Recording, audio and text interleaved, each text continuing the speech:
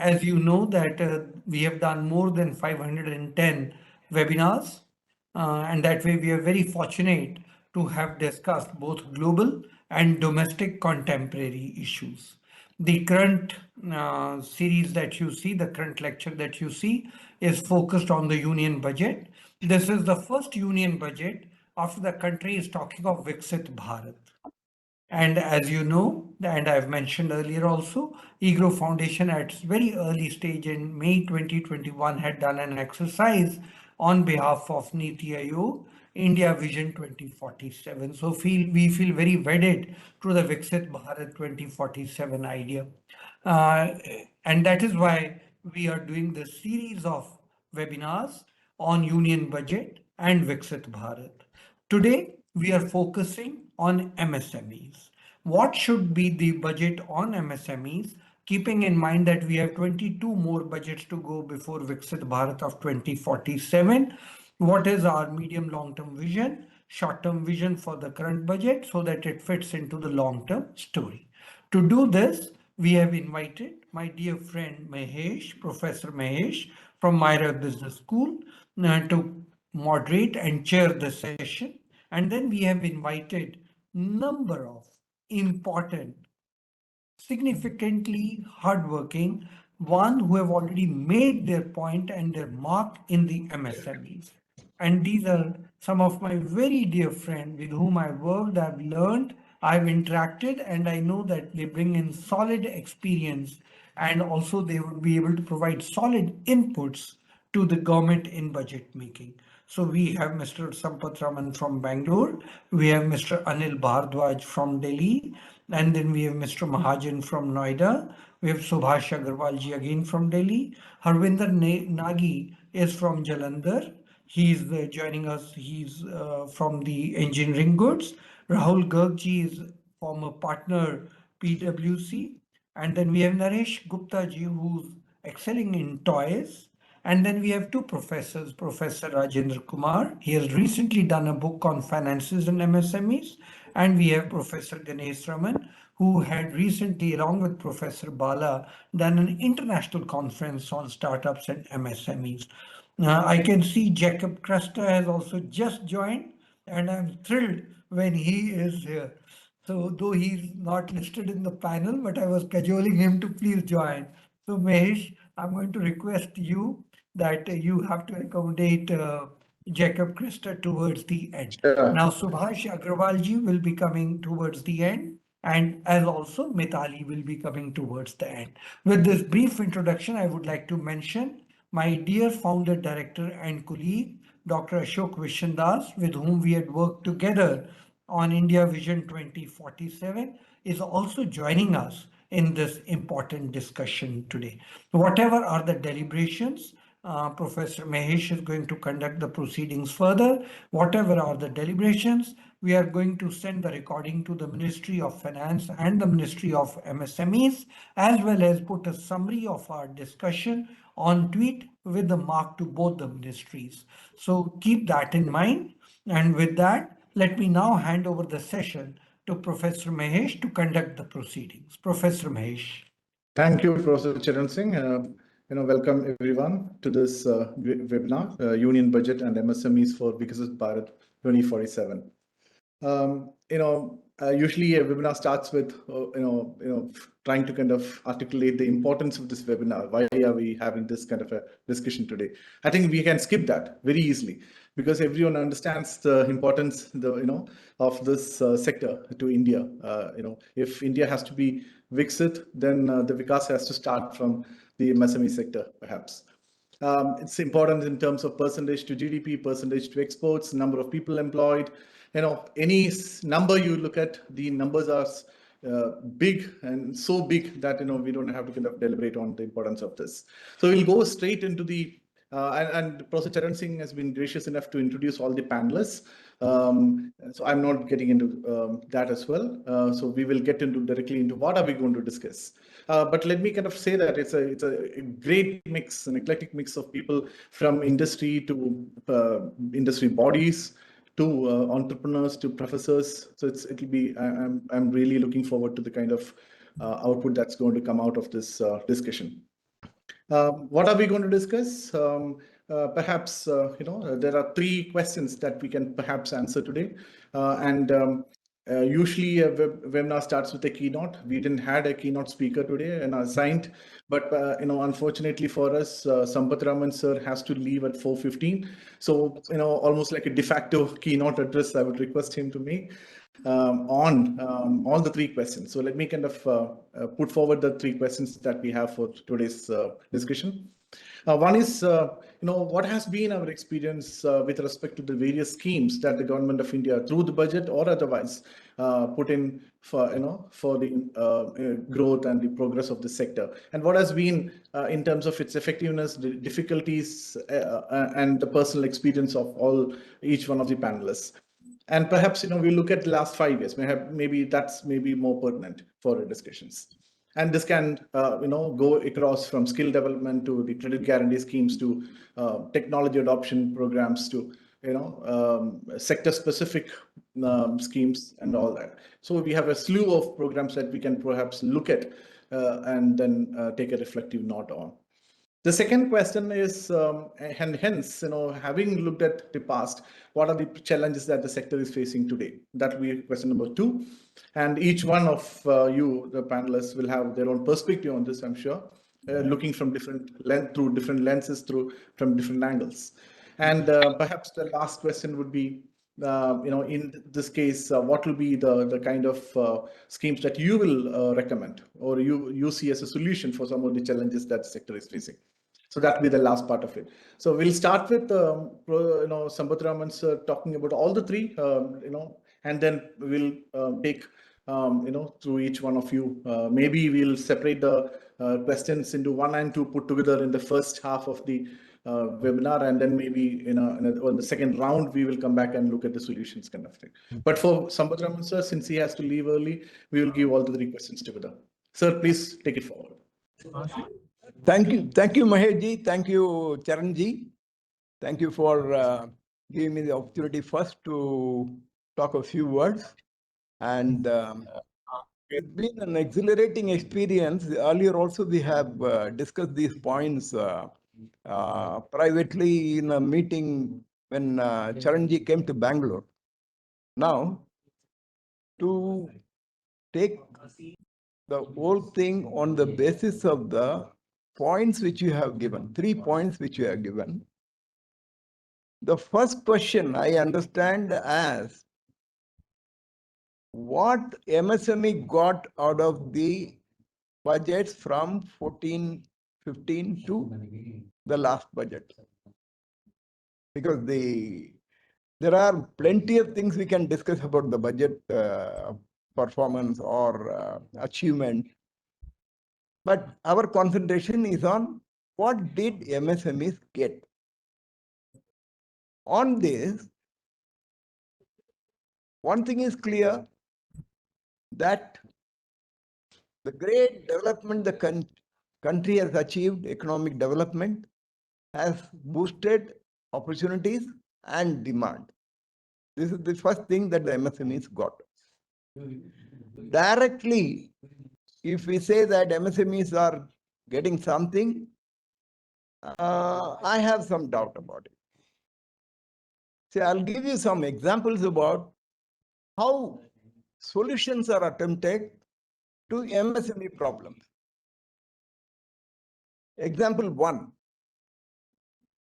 MSMEs raised an issue that they are not able to get payment on time from big industries. What did government do? Government said, yes, we'll tighten the screws with the big industries who are not paying. So they brought 2 hurdles to them.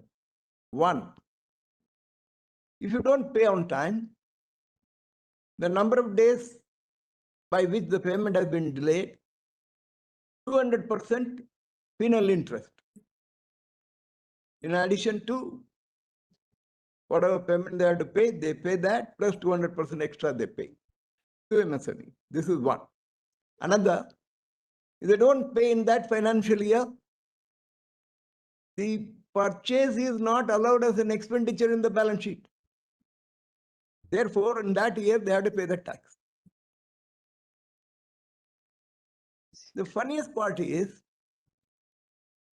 this is adding problem to the MSE, not solving the problems of MSME. Now, if the MSME doesn't get the payment, should government make hay while the sun shines?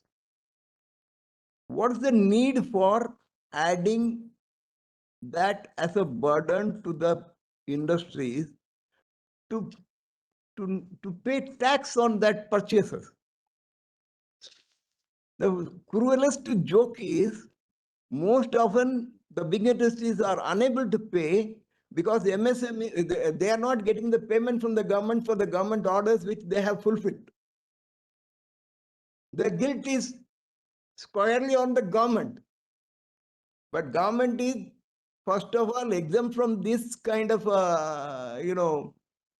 solution-based, conditions. They are not required to pay within 30 days. They are not prepared to, required to pay on time. But if the large industry doesn't pay, they will pay penal interest. This will not be allowed as expenses. For the government, this kind of rule doesn't exist. But they are the creators of the problem. They don't pay on time, so big industries are not able to pay to MSME, so they get penalized. This is the way solution has to be arrived at. Solution should not create additional problems or opportunities for the government to make hay while the sun shines. This is example number one. Example number two, installment of premium on life insurance, annuities, etc. Insurance. On that, here so far, they were taking taxes, 18%. So this was being complained. Government said yes. But they have removed that difficulty only when an individual pays the premium. For the premiums which are taken for the policies of the individual, the interest need not be paid.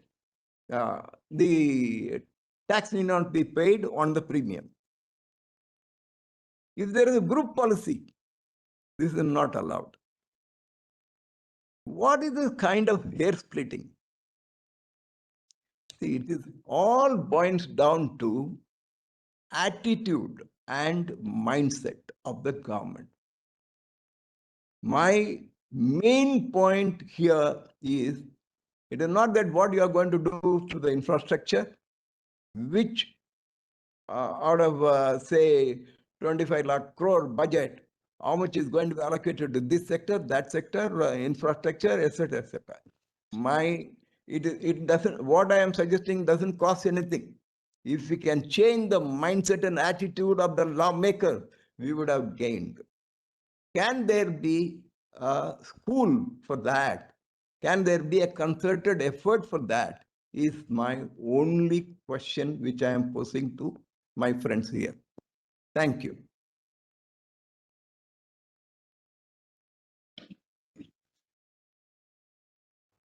Sir, you are not audible. Mahesh, you are not audible. Sorry. Yeah. Thank you, sir.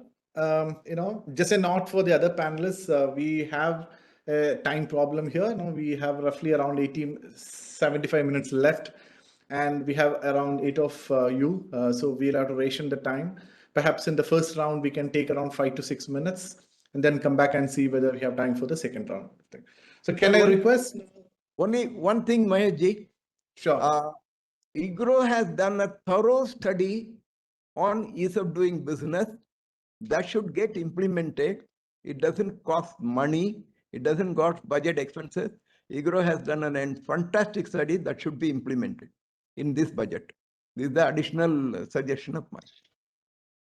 Do you want to give some details? Or give me permission to go for another meeting. Okay, fine. Thank you, Charanji. Thank you. Can I request Mr. Anil Bhardwaj, Secretary General FISME, if you're there? Yes, thank you, Maheshji. Before I come to your questions, I think I quickly add a couple of points that were raised before me. When Professor Charan Singh was discussing that how many women entrepreneurs are there as percentage of total MSME fraternity, or you can say the universe. If we look at the Uddam data, the number is very, very encouraging, as a matter of fact, and it is inching towards almost 40%. So it ranges from 37 to 39%, which I think is great progress, because traditionally for last 40-50 years, it has been only around 15%. So in last 15 years or so, there have been upsurge for women starting new enterprises, thanks to Lakpati Didi and that kind of initiatives, which were specially targeted to women. Now, coming to your question, and yes, there was another question, was I think the Sampathji asked that what is the percentage of Ministry of MSMEs budget allocation vis-a-vis the total budget. So last year we did a calculation that, last year approximately the 23 lakh or 24 lakh crore of Indian budget. So 0.45% was the budget for MSME, which was relatively very small. It was a small ministry, and it has been a small ministry, although the intent and the mission of the ministry is very big, and so has been of our Prime Minister. But I think we need to walk the talk, maybe, so far as allocating more funds are concerned. Now coming to some specific question in the context of the budget, that what are the challenges and how the schemes have been playing out at ground. So yes, access to finance remains a major challenge, and although the quality of the need as well as the supply has changed over the years. So in last 10-15 years, particularly during the NDA government, there has been tremendous focus for inclusion, financial inclusion, as you know, and starting from that everybody should have bank account. And not only that, ultimately a lot of money for smaller schemes like Mudra loans and etc. were pushed to the ground, and that increased the number of entrepreneurs, also has also increased the coverage.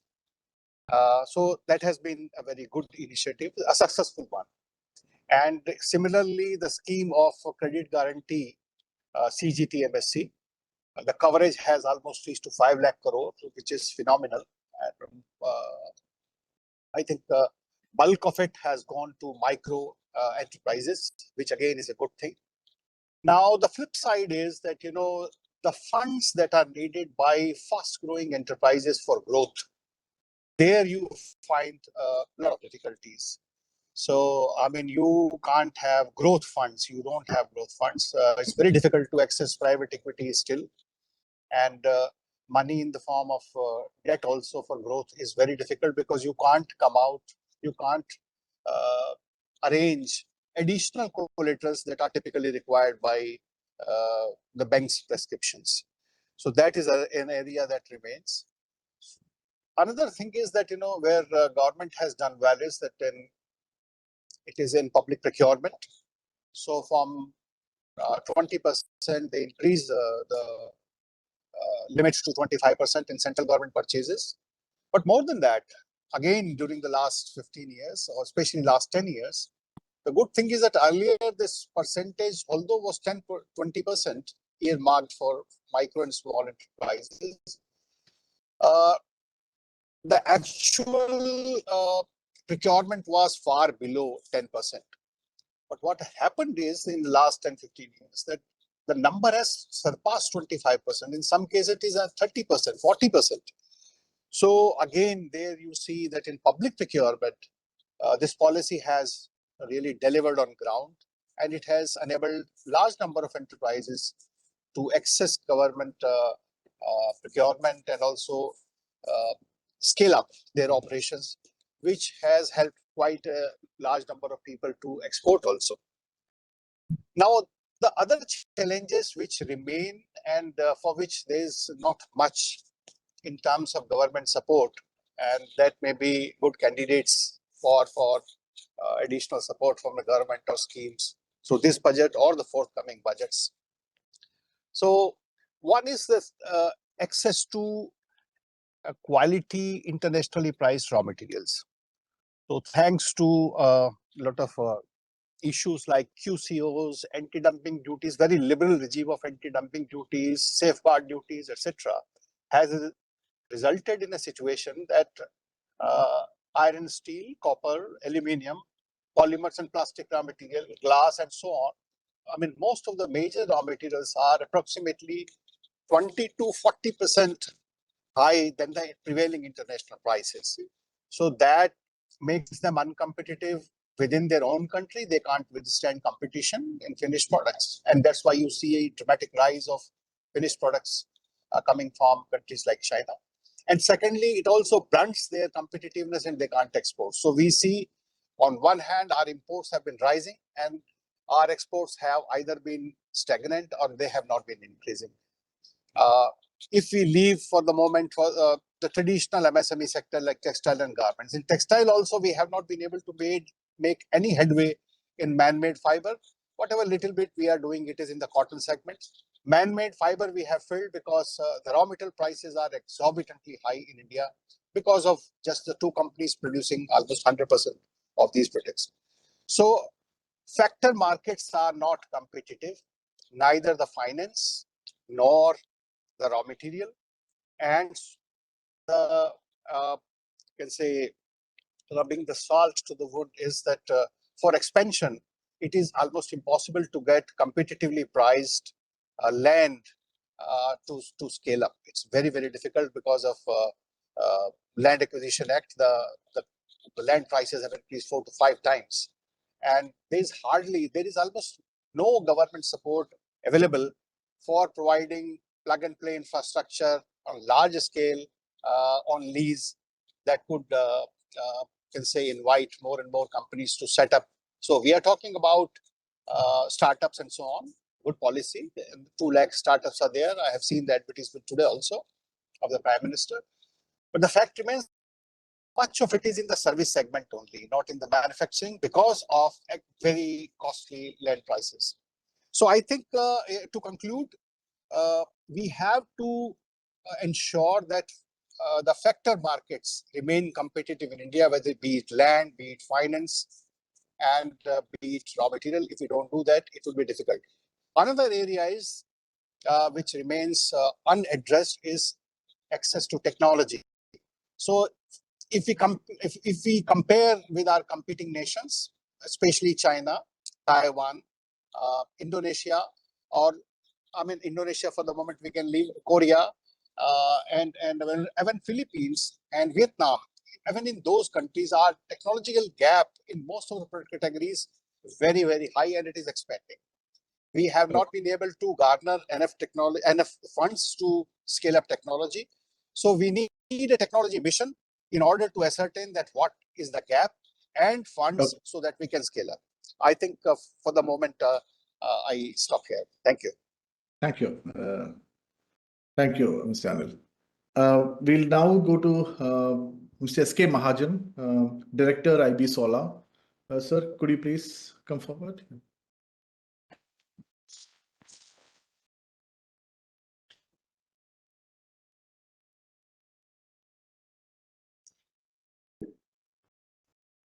Mr. S.K. Mahajan?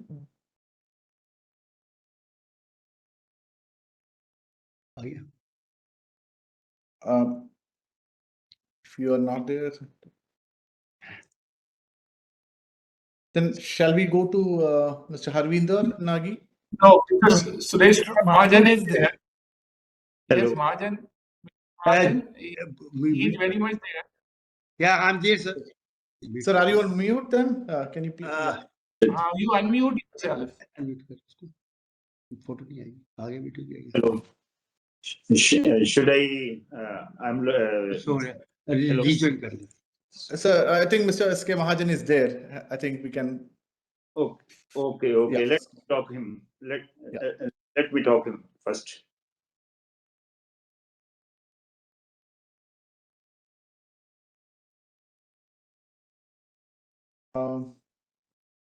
Sir, please go ahead.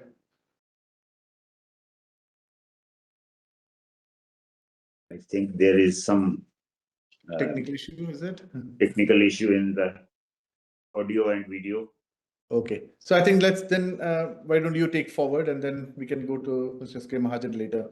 Mr. Harvinder Nagi, please go ahead. He's the Harvinder Nagi, Managing Director, Universal Hydraulics Industries. Thank you to all panelists and thank you to my friend Charan Singh for including me in this panel discussion, which is very of a great importance and significant for the government to think on the preparation of union budget. So I have listened to panelists before and many points that they have raised. Mr. Sampathraman, that to create the demand, what we have got from the previous budget, he has mentioned that to create the demand was there. But to create the demand only just a half of the development. The demand has to be met by producing the things. If there is any imbalance in between demand and supply, so we all know that the inflation is there. So secondly, Mr. Anil Bhardwaj, General Secretary, he has put some solid data before the panelist that prices of non-ferrous items in India is quite comparatively 20 to 40% higher than the international markets. And that poses a threat to the competitiveness of MSMEs. How can be they competitive even in the local market? So it is very difficult. So I think the government should at least have some control over the prices of raw materials, including this. Since steel is the main basic of all developmental works. The steel prices must be controlled by the government. There shouldn't be any uncertainty. So talking about the MSMEs, Indian planning there are snags in the Indian plannings, which faces several challenges, including overlapping objectives, fragmented implementations, lack of convergence, limited access of finances to so overlapping planning objectives and fragmented implementations that put MSME in great trouble. To target the data is not very bad in the sense it should be achievable.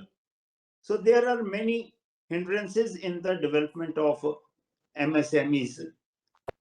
Scheme access to different ministries, it is also one of the great hurdle.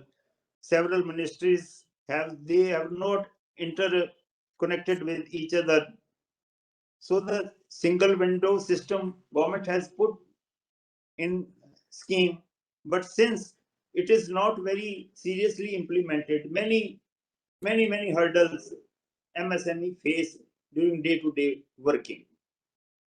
And besides this, limited access of finance is the major problem, major hurdles. High compliances, delayed payments, these are one of few main hurdles in the growth of MSME. So the people involved in MSME, so I am talking about the manufacturing sectors mostly, because the people have, say, employed 6 to 4 to 10 employees in his or her entrepreneurship, and he has not any access to internet. No, the younger generation is there. They have explored many aspects of the government schemes, but since most of the people, they are not accessible to the internet and high-tech devices available now. So these are one of the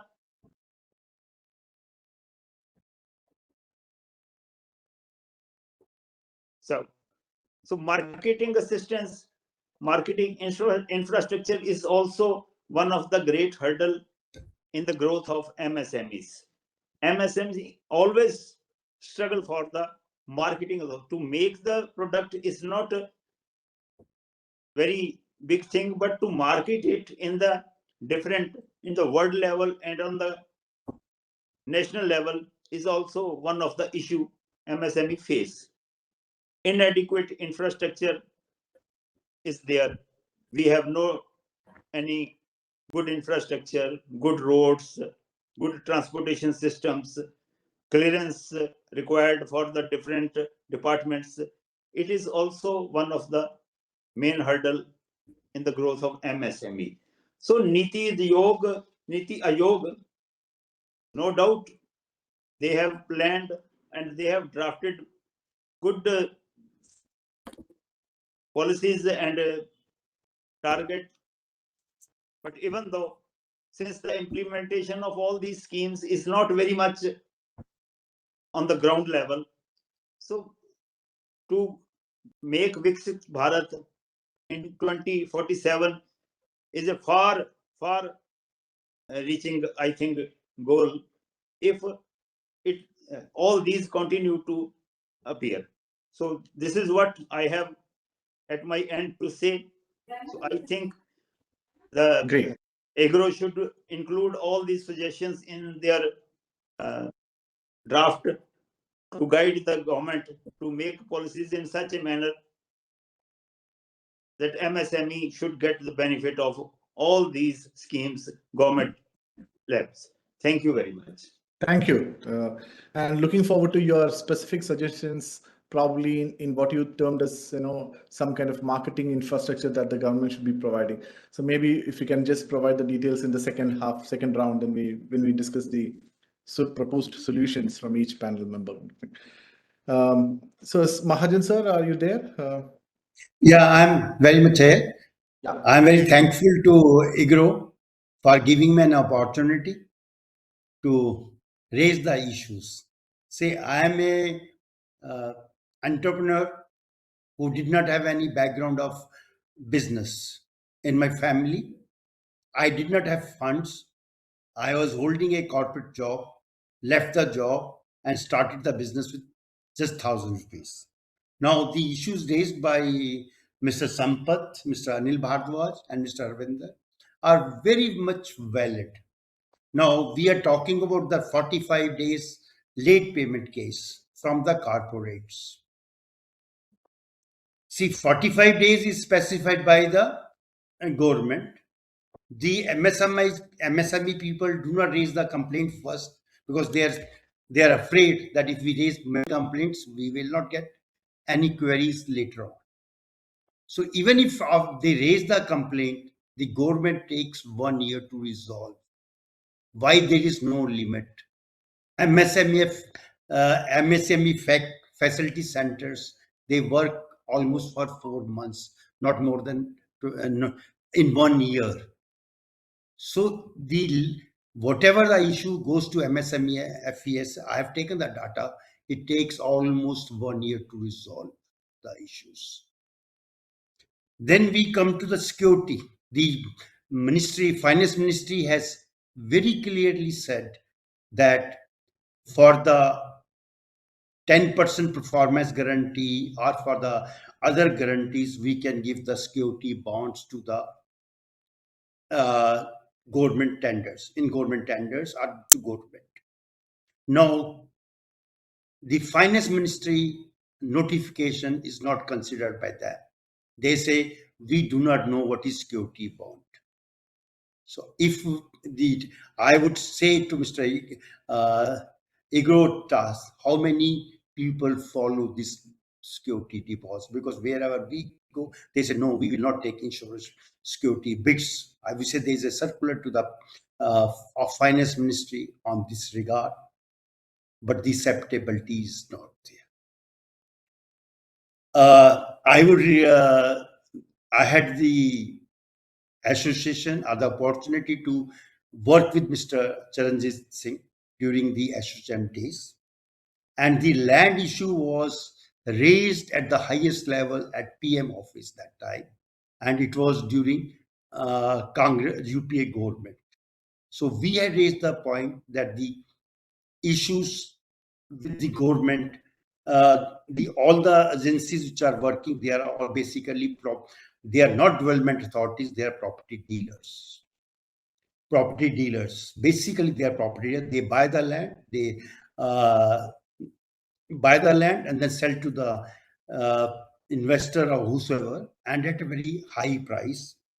And one thing was that this all is manipulated. The people who are the actual MSME persons, they do not get the land.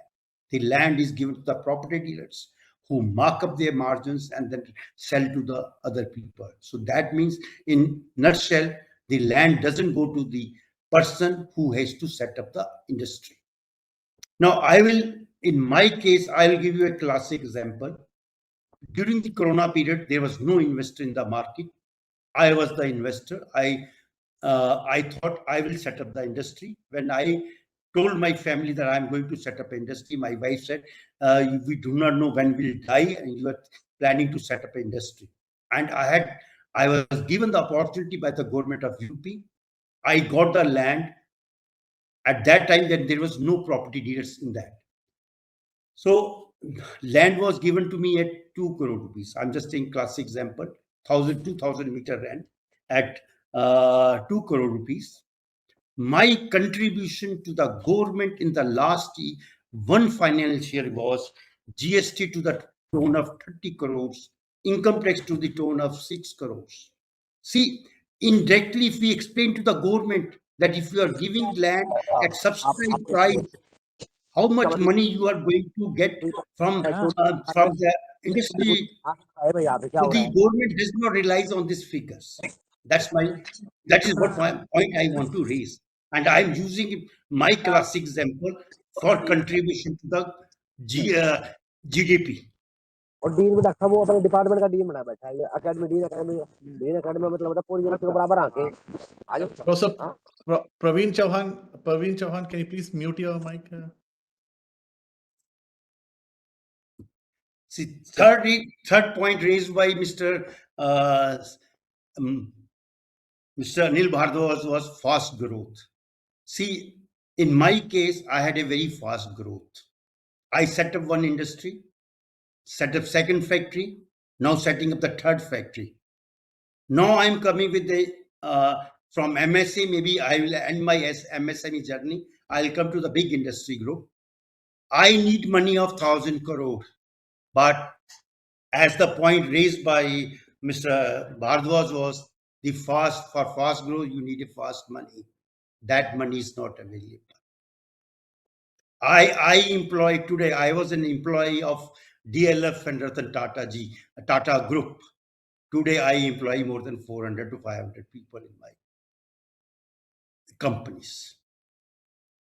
See, now I also give my example, my experience, that there was a scheme by the government of that you will get 1 crore loan in 5 minutes.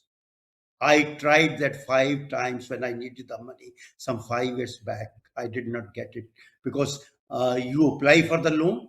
They ask you who is your banker. They go to our banker. Then they say, no, you don't fall into these categories.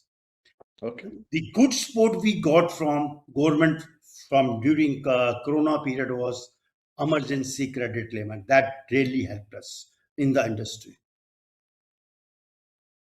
So I am just replying to the queries or the problems which are raised by my previous panels, and I'm sharing my experience with you. I thought by sharing my experience will probably raise a voice in the ministry. Thank you, sir. Thank you, sir. The points are coming straight out of an entrepreneur who has experienced on the ground. Like you said, it's very valid and probably should reach the ministry level. Mr. Rahul Garg, are you there?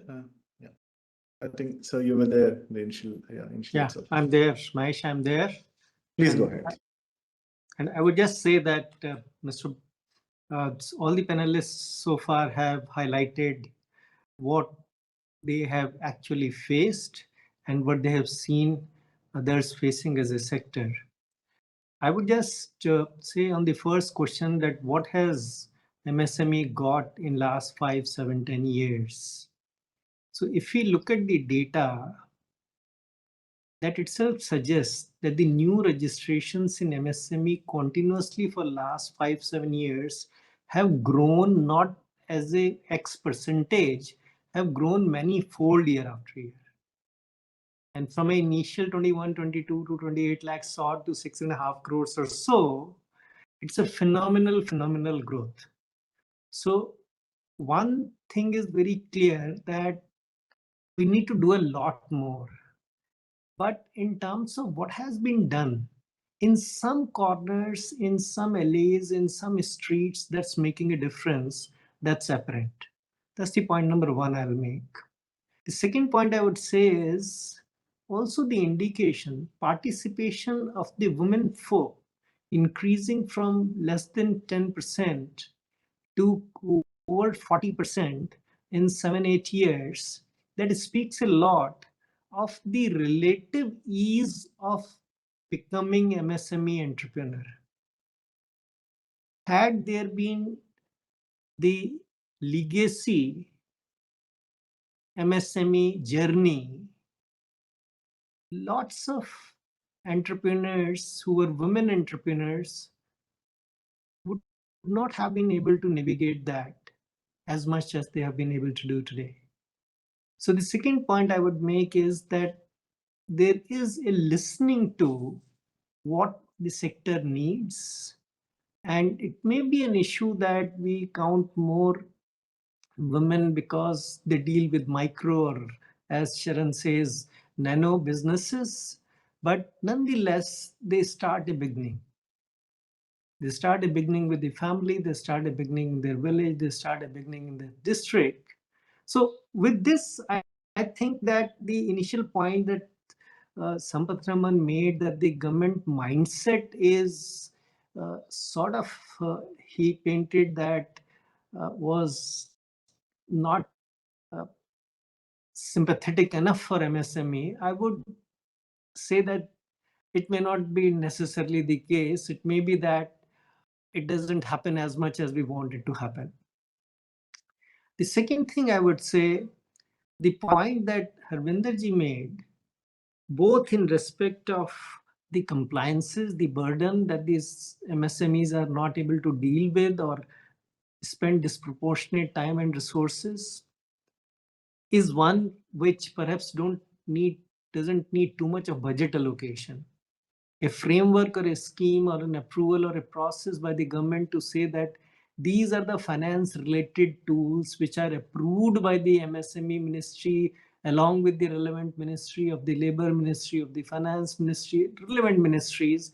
And if the MSMEs simply go on those portals and do their business, issuing the invoices, registering the purchases, registering the expenses, then that should be all and nothing more to be done by MSME in terms of maintaining any books or compliances, etc. In today's AI world, digital world, it is possible, and there are, Zoho Book is one example, Digital CFO is another example, Bangalore-based companies, who have created sort of a mini ERPs which take care of the entire end-to-end thing, from inventory to internal controls to audit to trails to compliances to filings, etc.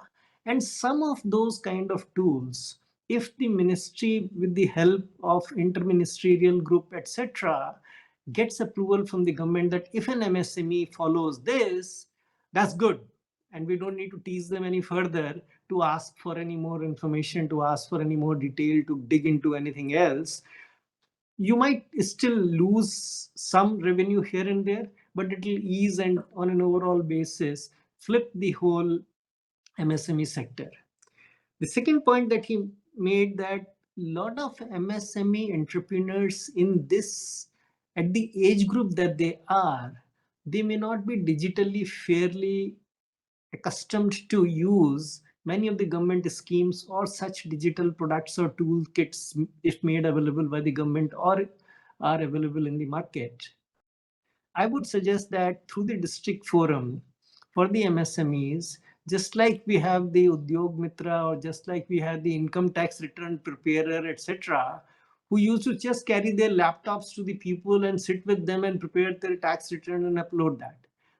So if you could have at a district level and sub-district level, some people trained who are well versed with this to be available to MSMEs, on one hand to operationalize this process so that their digital illiteracy or handicap does not make them lag behind, even though the resources are available, even though the schemes are available, even though the government machinery is available, even though the private machinery is available, they are lagging behind only because they don't understand how to use them well.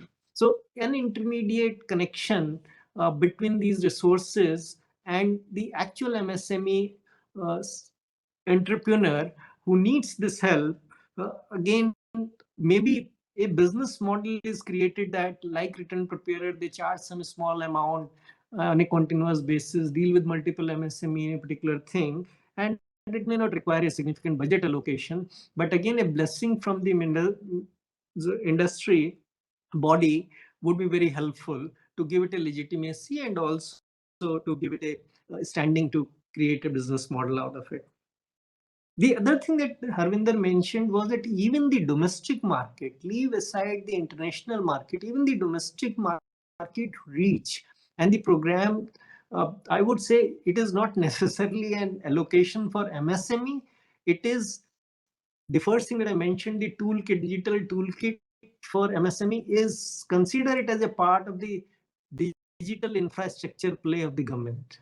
Similarly, I'm saying that when we look at the market access, the plan of the ONDC, the plan through NSIC, etc., digitize that, and that's not a MSME ministry kind of a thing. That's a digital infrastructure creation, which also ends up helping MSME, micro and nano segment businesses, is all that will oil this machinery so well, that multiplier effect would come relatively easily within the current constraints of the finance, etc., which are very, very important to deal with for blossoming it at a different level altogether.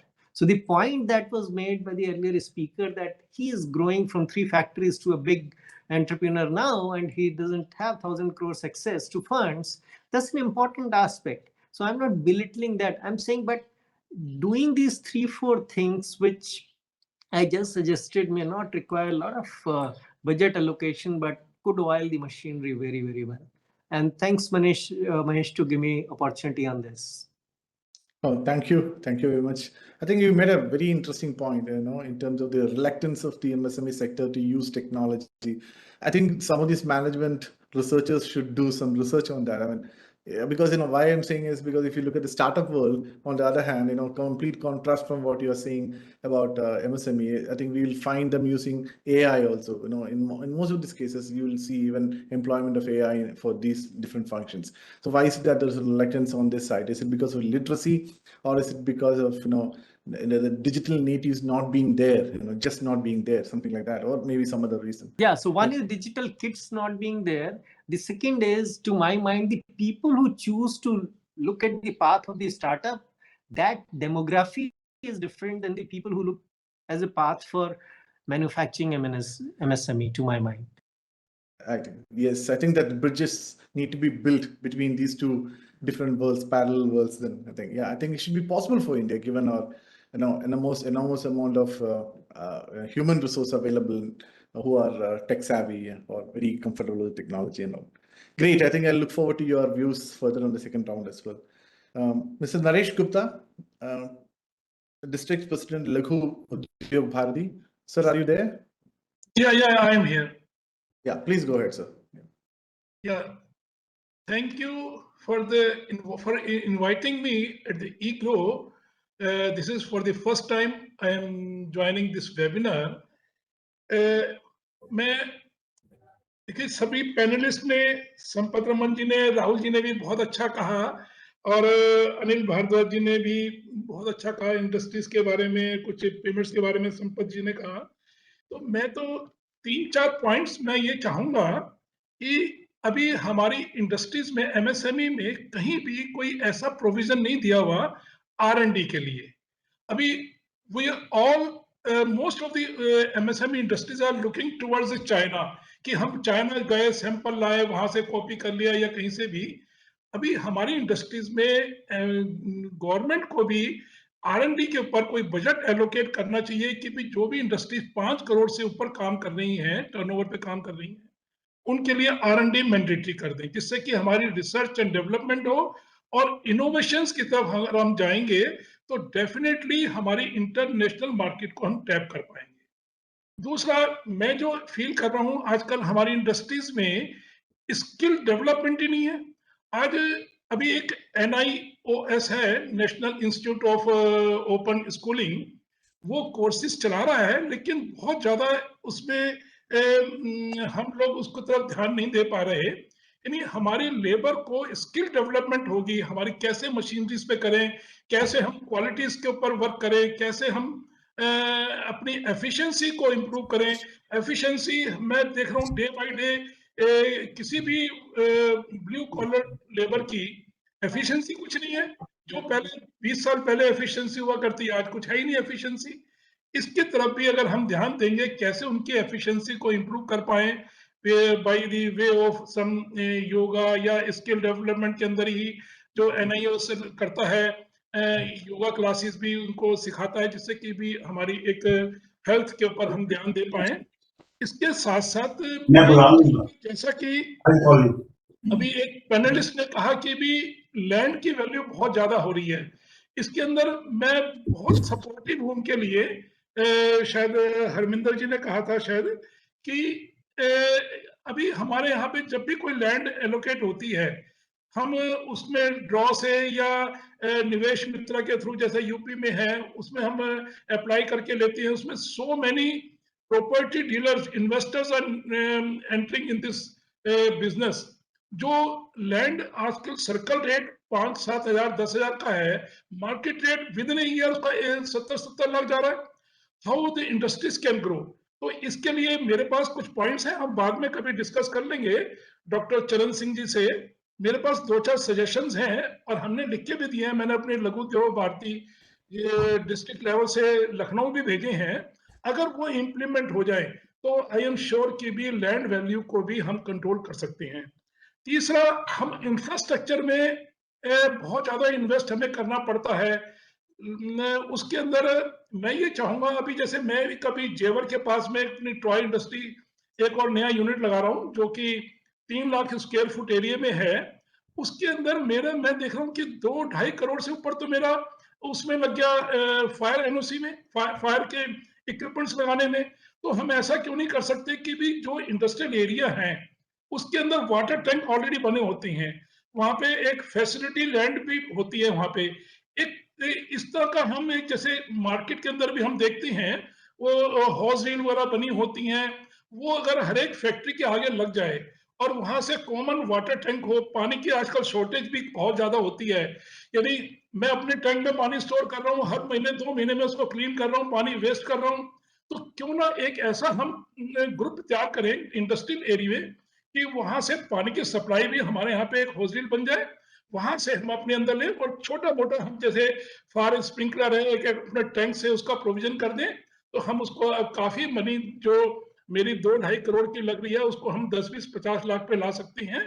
इस तरह का भी अगर हम कर लेंगे तो शायद मेरे ख्याल से बहुत अच्छा रहेगा। दूसरा, सोलर के ऊपर रेजिडेंशियल को, कमर्शियल को तो फैसिलिटी दे दी, इंडस्ट्रीज को क्यों नहीं हम देते कि भी सोलर के लिए कोई पॉलिसी लाएं, इंडस्ट्रीज सोलर प्लांट लगाएं, उनकी छत पे सारी वेकेंट होती हैं, अपने छत पे सोलर की कोई पॉलिसी ले आएंगे यहाँ पे, तो हमारी लाइट भी हमें सब्सिडाइज रेट में मिलेगी, सोलर अपने इलेक्ट्रिसिटी की हमारी जो प्रोक्योरमेंट की कट ऑफ होता है वो भी नहीं होगा। इस तरह की अगर पॉलिसी लाएंगे तो मैं समझता हूँ एमएसएमई काफी अच्छी ग्रो कर सकती है, और बाकी तो इंफ्रास्ट्रक्चर पे सर ने बोल ही दिया है, तो यही मेरा सजेशन रहेगा। Thank you. Thank you, sir. Thank you. I think you made a very interesting point. I also checked up immediately. The association between the words R&D and MSME. I think that the association is quite weak. I think that's what you hinted initially. Looking forward to kind of some of your solutions for this addressing this issue. Professor Rajendra Sinha, sir, are you there?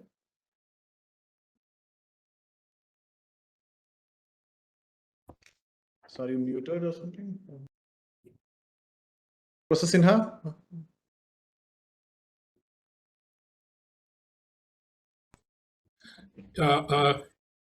Good evening, all the panelists, and thank you, EGROW Foundation and Dr. Charan Singh for this kind of initiative, which is very relevant for MSMEs. Now, the first point that what are the various initiatives in the last couple of years which has been taken up? Well, I will say that first of all, this MSME Act of 2006, it came up.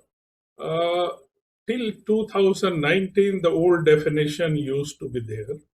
Now, that was a hindrance for the MSMEs, and a lot of demand was there that definition should be revised.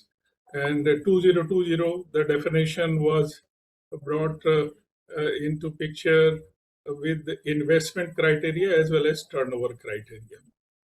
Now, good thing I noticed that in 2025 union budget, this was further made double.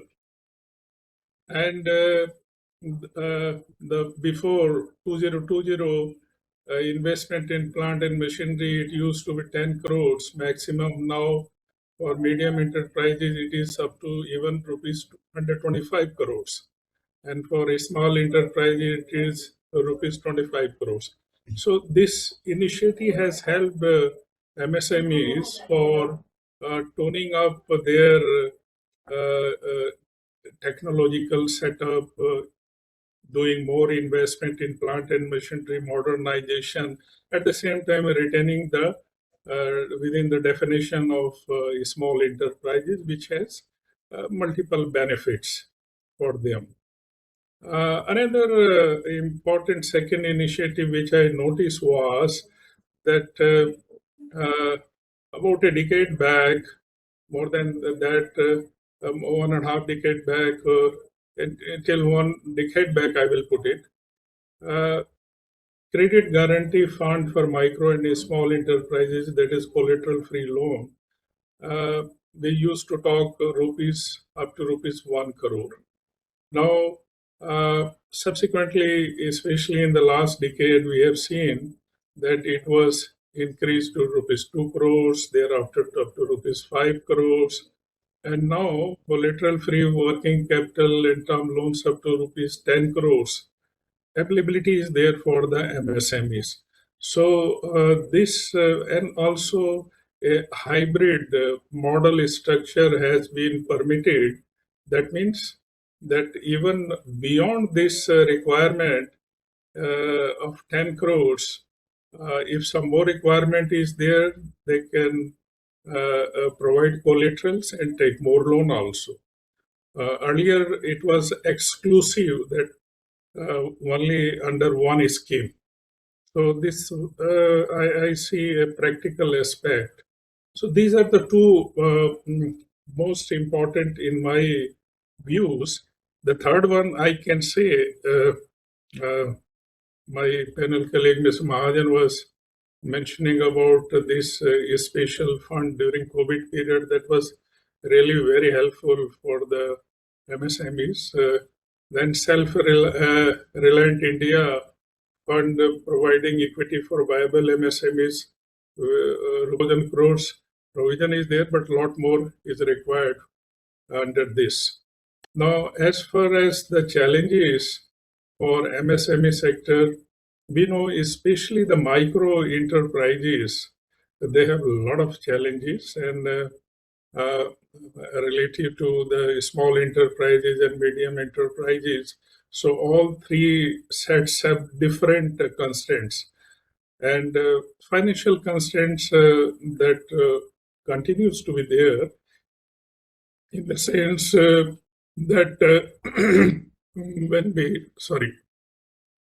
we talk about MSMEs onboarding by the formal credit platform, we find that the various data indicates about 10% or 12% like that. So still there is a lot of scope for helping them out. Now, in this regard, co-lending initiatives has been there because the reach out to the smallest of the MSMEs, micro enterprises, to the remotest place. Banks with their own resources for multiple purposes. Now the NBFCs players have come for co-lending. That requires a lot of encouragement, alternative finance options like it is in the developed countries, peer financing, etc. That requires to be more developed by the regulator. So that this financial constraint at least should not be there, which remains a major constraint for MSMEs, timely availability of the funds. Then delayed payment, my panel colleagues have discussed, and there is a Samadhan Manch initiative under MSME Act 2006. But the practical aspect, there are challenges, there are constraints implementing it at the ground level. So although the provision remains that 45 days within the payment has to be done, but when reaching out Samadhan Manch, the solutions ground level is not easier and not favorable for the MSME, which needs to be looked into how to make the provisions MSMEs friendly, micro small enterprises friendly. Then one new initiative has been there, this TREADS platform, receivable management. So the guideline is that all companies with a turnover exceeding rupees 250 crores and central public sector enterprise must register on TREADS platform, but not all have registered. So the execution level needs to be more enforceable. Another aspect which my colleagues have pointed out, this technology upgradation, innovations, these have been the challenges, and especially the micro enterprises, and they are not able to have their product quality matching, also the prices. So this has to be addressed. So these are my views for the 2 points, 2 questions. Thank you, sir. I think you very well delineated the difference, the challenges that the different, micro versus small, how they are different, and should be addressed differently, kind of thing. Professor Ganesaraman. Yeah, thank you, Please. Professor Mahesh and Rajendra Sinha for elaborating all the aspects of the financial support mechanisms which are available. I would like to address the first point in terms of there are policy initiatives. There are many initiatives government is coming out with in terms of easing out the law of the land, in terms of making it available to them so that they can play their game. But only thing is, I would suggest is how to increase the awareness. So what I'm seeing as a major challenge, probably this can be one of a good academic research project which can really support and help government to formulate the policy is there, but how the availability of those facilities is known to the MSMEs. How to communicate in a simple terms so that like, okay, people can be aware and then they can make use of those aspects. We need to look at it. It is one research opportunity that I look at it. And then probably if Charan sir agrees, and we shall definitely do a research and then across the country and then make it as a research outcome, what that policy research dissemination mechanism is required. It's not only the policy formulation, it is an effective dissemination so that the accessing those policies becomes much more easier for various people. That's the first aspect which I would like to dwell, because a lot of others have got into the various other aspects. So I just thought this aspect got missed out, so we will bring it up.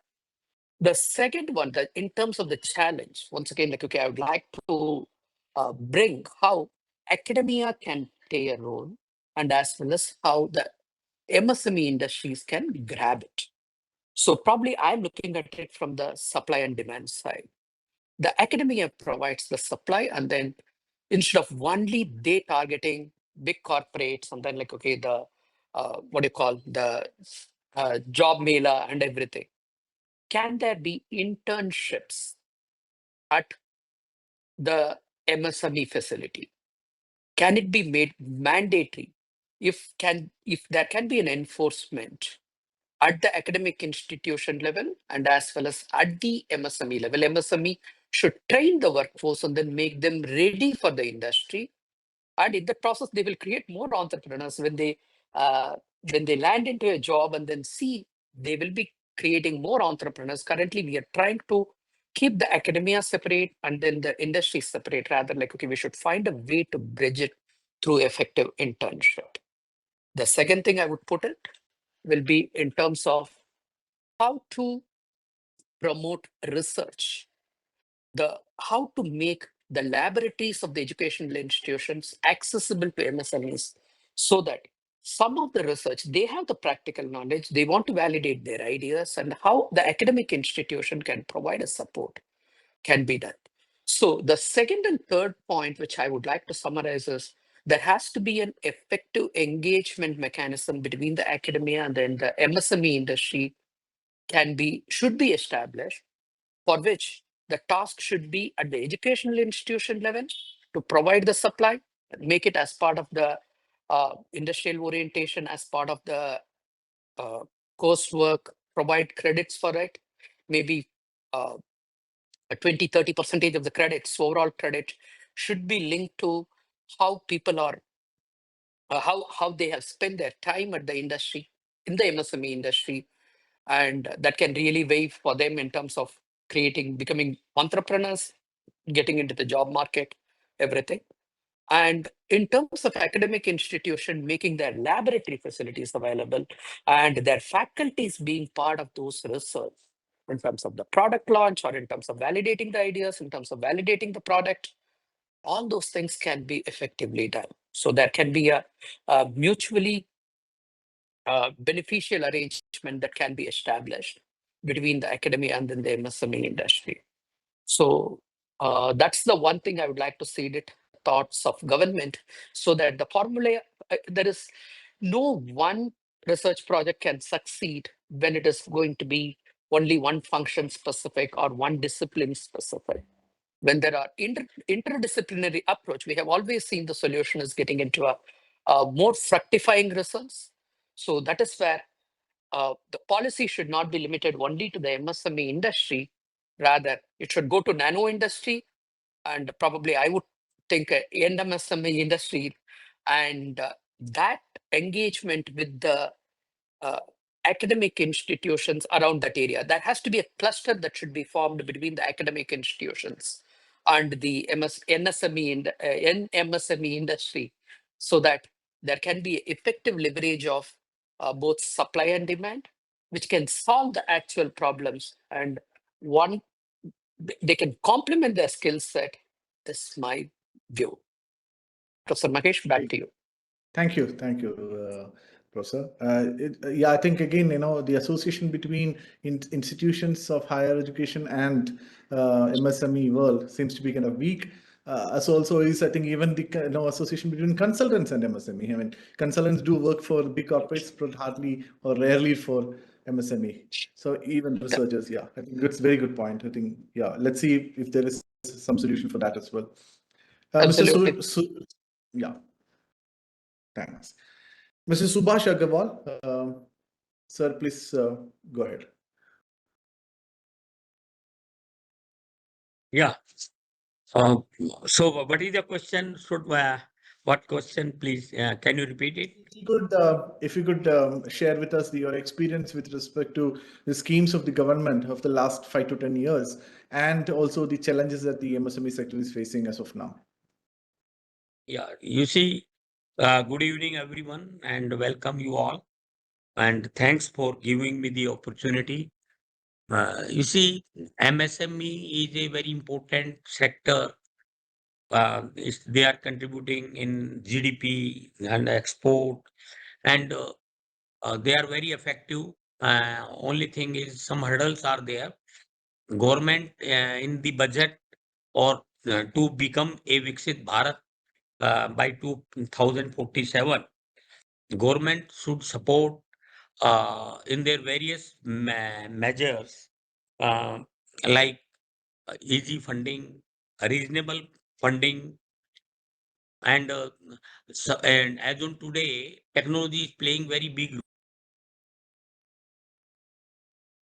role. SME is facing challenges in cyber security, cloud, and adoption of various digital payments, even, and so many things, and latest technology. So government should support in all these. And in past, government has come out with various schemes, CGL scheme.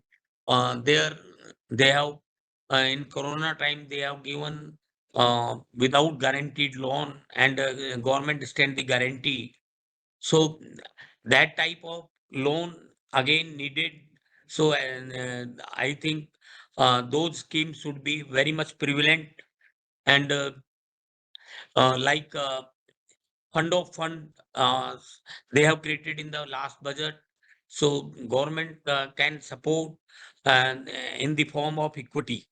And so SME is lacking of funds. So if many SMEs are very proactively technology savvy, and but due to lack of funds and lack of equity, or they are not showing their results as per their capability.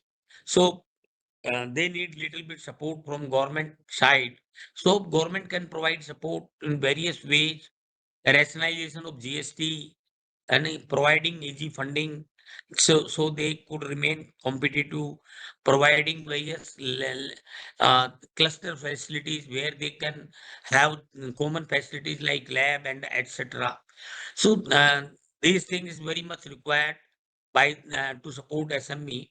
And uh, sometimes they don't receive payment timely, as low is there, but still they don't get it. So then they have to take loan, and loan are costly, and without collateral they doesn't receive the loan.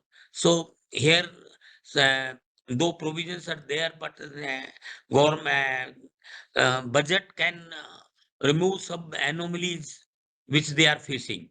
So I think in time to time government is proactive in addressing those issues, but still it is very much needed.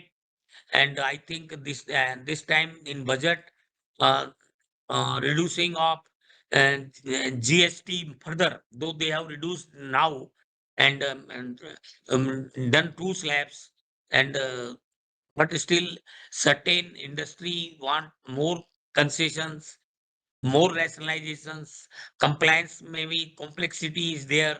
So ease of doing business is also required, because in GST so many forms has to be filled up, and sometimes non-understanding of those forms, SMEs normally commit mistake. So threshold limit should be increased so that minimum paperwork should be done by them, and they should focus in business. And uh, you see, we have very much capability uh, to export our business. Like tariff has been increased by US, so they are facing problems. So some funds should be created by the government, so they can face such challenges, or some hand holding should be required by SMEs to uh, to face the consequences as on such times. So these are very much required. And compliance, we can say that government is, I'm not saying that government is not doing, but they are doing, but I think expectations are much more by the SME sector. They require time to time hand holding, and so these things is very important for the progress of country. And in the same way, entrepreneur, like women entrepreneur, also face challenges in doing businesses. So special attention is to be provided for entrepreneur, women entrepreneur in rural areas, or tier 4 area, tier 4 cities and 5 cities. So, and Mudra loan type loan is limit should be increased, and so these things is very much required. I think I'm finished. Thank you very much. Thank you, sir. You articulated the concerns very well. Can I invite Dr. Jacob Krista? Sir, I know you're a veteran in this domain. I mean, been an entrepreneur yourself and then also represented industry bodies for a long time. So your words will be very valuable. Please go ahead, sir. Thank you. Thank you very much, Mahesh, and thank you very much, Dr. Charan Singh ji, allowing me as a 12th candidate, 12th person in the cricket. Whereas cricket has 11 persons, I am the 12th person. Thank you very much. Well, sir, coming directly on the subject, MSME. MSME is, you know very well that out of the 6.3 crores of MSMEs, 94% are the micro, 5% is small, and 1% is medium. So this 6.3 crores are contributing what percentage of GDP, what percentage of employment and GDP growth, how much everything is known. Whereas now Viksit Bharat is going to be something like the $63 trillion economy. But some economists say it is a $53 trillion economy. But some economists say it's a $63 trillion economy. And to reach this Viksit Bharat $63 trillion economy, as a whole industry, including MSME, that requires something change. Now we are growing at the rate of, say, last quarter, we are 8.2% of GDP. Now we are growing at the average rate of the 7.2% of GDP. Now it has to increase, but somebody has projected some next year, 25, 26 and 26, 27 is going to be double digit. So that's the progress which is happening. But here, accordingly, Government of India in the budget has to facilitate this MSME sector. And how? First, there is a scheme called PLI scheme. PLI scheme is given only for certain products, especially for toys and garments and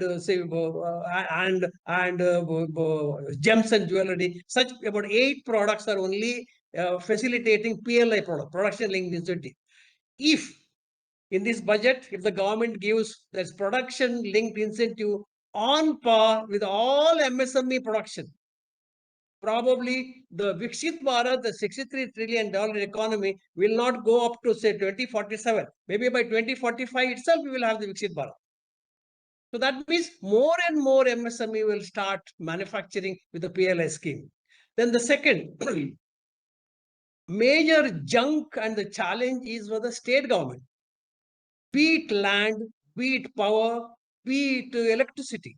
All these are managed by the state government. These are the challenges so much where the growth of MSME has been curtailed. Take, for example, land. Land, say 10 years back and today, in 10 years, the land cost has gone up by 30 to 40 times, not percentage, 30 to 40 times. So how a micro unit and a small unit will be able to invest on the land?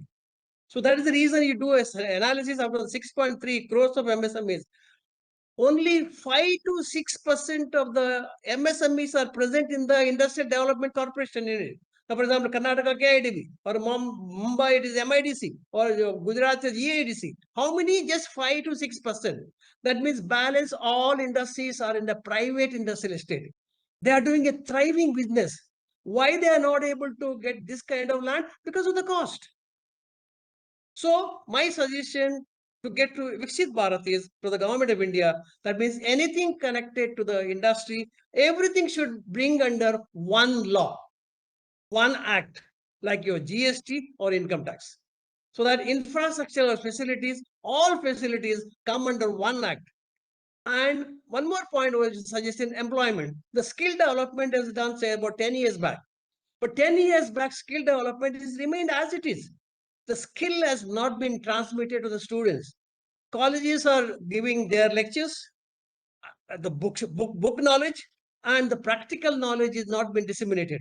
So here, like MBBS, how the 1 year is given for house surgeon, without doing the one surgeon for MBBS doctors, they are not given MBBS degree. Same way, 1 year training has to be given in the shop floor for getting the BE degree or a graduation degree or even MBA degree.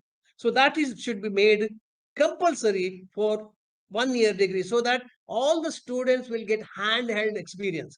Now today, with all these AI, ML, your Zoho, with all these kind of high-tech softwares available with kind of digitization, there's a huge opportunity for the college students to learn this in the handheld experience on the shop floor. So that if that particular person is really fit and very good, he will be absorbed in that. Otherwise, he will be given an official certificate signed by the industry and the college. So he is available for Germany, Japan, America, or France, where they have forgotten to produce children, because the population, the demography is reducing. Whereas India has produced very much with the one, say, to 4 population is very good. And we have about, say, more than, say, 60 to 75 crores of our Gen Zs.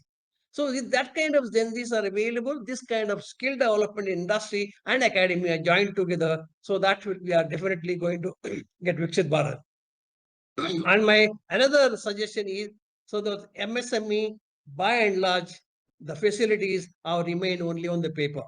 Be it CGSTM scheme, although it is good, increase up to, say, from which started during the time of Vasundhara and Prime Minister during the time of Vasundhara when she was the SSI minister, and Prime Minister who started this kind of CGST scheme in 2000, which is available for, say, 50 lakhs, which is now gone up to, say, 10, 20 lakhs. So these kind of schemes are really good, but only remain on the paper. It is all depending on the managers.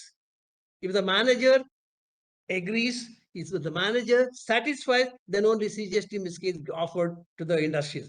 So this lacuna has to be removed from there has to be a smooth flow of facilities by the government of India to these MSMEs. I think Viksit Bharat is definite. No doubt about that 2047 or 2045, we are going to get the $63 trillion economy. Infrastructure, be it, or even another point is the sustaining. Earlier, my fellow panelists stated, yes, initially they start. But what about sustenance? Venture capitalists don't come in because it's a small number. Even though there is this fund in fund, how many MSMEs are used fund in fund? How many SIDBs have come forward, branches come forward to fund and uplift them to the next height? So that schemes are there on the paper, it has not been implemented. So there has to be a separate body maybe initiated by a retired IAS officer, maybe the commissioner of industries, over if the committee is made to go through this kind of schemes and flow smoothly to the industry and education institution, employment, and the growth. Sir, Viksit Bharat guarantee, no doubt about it, and that is what you expect from the union budget. Thank you very much, Mahesh. Thank you, sir, and some of the great, good out-of-the-box solutions that you have proposed. It would be interesting to see if somebody can experiment that. Maybe part of the country can experiment some of them. We have, all the panelists were men, so now we have a diversity. Diversity is required here. So I think we have wonderful Miss Mitali, Madam. If you are there, would you please come start? Yeah. So I think, Mahesh, firstly, your introduction itself is wrong. I mean, the fact that you're calling me a diversity candidate and that I'm only speaking because you needed diversity is in itself an incorrect assumption, right? I would like to thank Charanji for, Sorry, basically. no, I think, sorry, I would Mahesh, like please to don't interrupt me. Do you know that women are 30% more likely to be interrupted by men when they are speaking? No, it's because you So addressed me. I please, would like to thank you, Mahesh. I'm speaking. So, firstly, I would like to thank Charanji for having me here. He was absolutely, spot on when he understood that, we need to speak about multiple perspectives when it comes to the MSME sector in India. So I would like to explain to everybody present here that I'm an economist. I work on industrial corridor development. I work on economic corridors. I work on logistics. I work on transport. I work with the Ministry of Railways. I work with the Ministry of Roads. And I'm not a diversity candidate. So firstly, I think that should be very clear to everybody who's present here. Secondly, if you switch on any of your news channels on any day, you will probably find me on at least one of them. Since 2nd of April 2025 till today, I was just completing a news appearance on NewsX just now before I came for this session. So again, I'm not just a diversity candidate. And I would like to make that very clear. I'm here because, very honestly, at every stage of our society and MSME sector development, we have to take into account multiple perspectives. And I would urge that in future webinars, please also include persons with disabilities who are running businesses. Please include transgender persons who are running businesses. Please include minority business owners as well. Because at the end of the day, the problems that different businesses are having have to be highlighted. If you just want to have one perspective of, a male user who belongs to a majority community, then, that's not an inclusive and a wholesome perspective. I agree with a lot of the regulatory issues that have been cited here today. I just heard a few of my, fellow speakers before this. And, some of the regulatory issues we have been discussing with MSME Ministry also for the last 3 to 4 years. I've worked with them when I was in the World Bank as well as when I was in the ADB. And currently, what I want to highlight to everybody, and I'm sure Anil sir and will definitely agree with me on this, because Anil sir and us have been working together for so long. The ministry's capacity to understand innovation is quite concerning at this point in time, because it's one thing to say that we have ease of doing business, or recently I was asked to also consult on a Be Ready framework that the World Bank has come up with. And frankly speaking, there is a need for much more innovation in these frameworks which talk about sectoral reforms. It's not about whether you have a labor inspector or you don't have a labor inspector. It's about how do we create forms of working which are more flexible. So if you have an MSME, but you require that if you want to have women workers after in the night shift, you must provide them with transport. Why? Why is that a requirement on MSMEs? We should have we should have absolutely minimal regulation on MSMEs, because the regulatory compliance cost is crossing all levels. And sometimes it is absolutely just, the regulations just don't make any sense. The regulations on land use at this point in time in this country, I mean, I was reading one report by a fellow think tank founder, and I found it was so fascinating because for an MSME to actually 100% comply with all the land use regulations means that they may not even have any land left for manufacturing. The setbacks themselves are so complex and so high. So at this point in time, we need a simplified taxation regime. We have to stop this GST regime where they are constantly saying, yes, you have to pay your GST even before you receive the payment from your client. I am also an MSME and I'm often in that situation where my client has not paid me. And at the same time, I am having to pay my GST because, my contract was of a certain duration and an invoice was expected, but it never got paid. So at the end of the day, we are paying more tax than what we are even earning sometimes, and our working capital is highly constrained.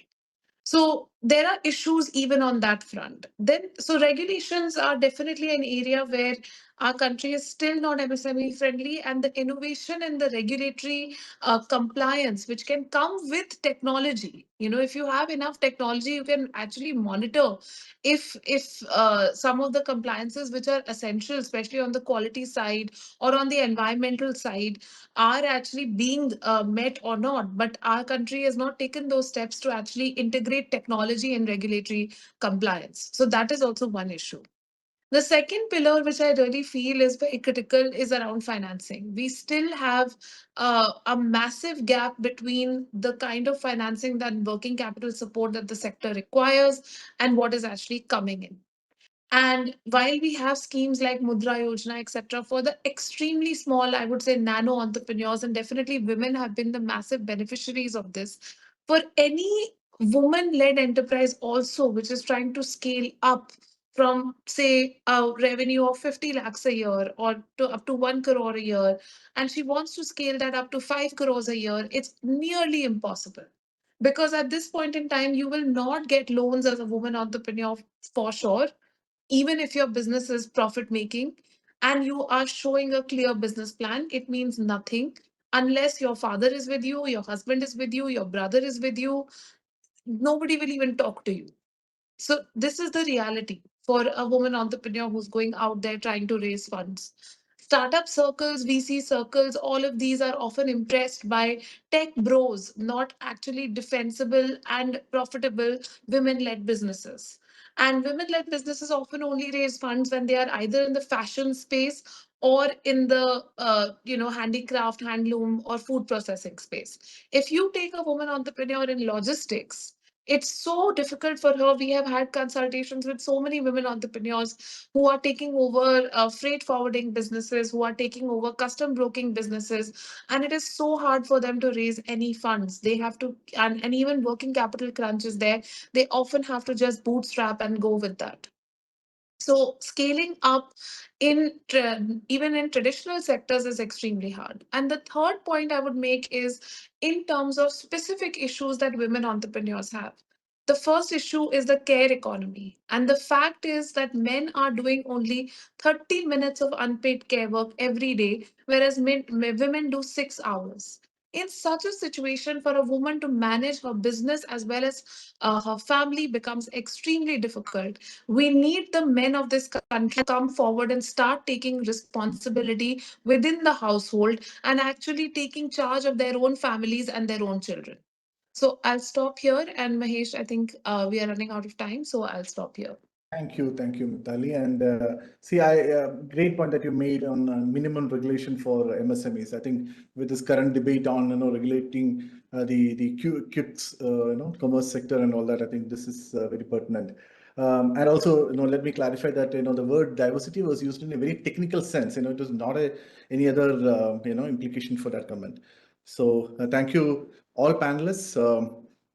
I think, Charan Singh sir, I think if you can come forward, because, we are having a time issue here.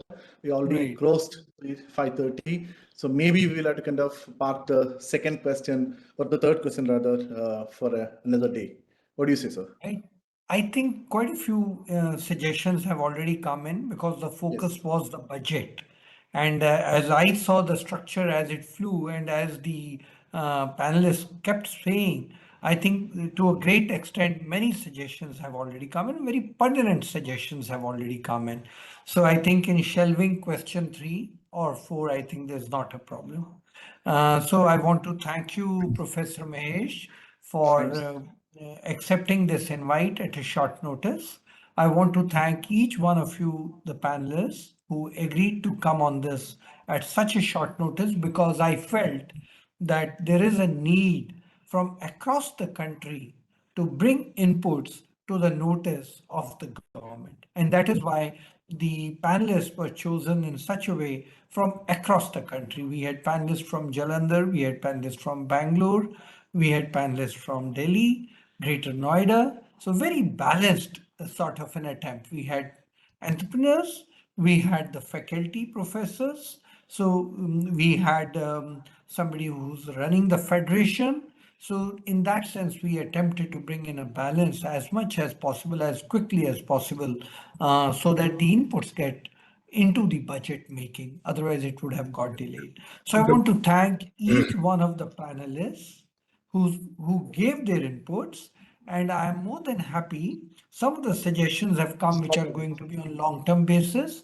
Dr. Jacob Krister's suggestions are immediately required, some on the long-term basis. Similarly, we had from Mr. Naresh Gupta, who spoke about the from the fun toys. I think very important issues have been raised by him, but we'll have to take up the land issue, which he said he'll take up with me. More than happy to spend time with him. So I want to thank each of the panelists. My dear friend, he gave very personal experience, Suresh Kumar Mahajan, live, a corporate employee getting into MSMEs, facing the challenges and giving live examples. Professor Sinha has just completed a book on finances for MSMEs. So he has brought in some points. So each one of you panelists have brought in a very rich set of inputs and suggestions. We are going to send it to the government, of course, and we're going to put it on Twitter and market to them, of course. We are going to do that. Now, because we are badly out of time, just want to make two very quick announcements. First, next week we are having two webinars. One is on base year, base year study. And we all economists and statisticians have been worried about it. The base year is too distant, 2011-12. The government is revising the base year. So to speak about the base year, none other than the Secretary, Ministry of Statistics, will be here with us. Next week, from 12 to 1 p.m., he'll be speaking to us on the base year. The second, our traditional Friday webinar series. Next week, we have 8 p.m. to 9 p.m. because the speaker is from the other side of the world, and she is going to be speaking about mortality and infant formula. That's the infant milk formula. She is going to speak about that.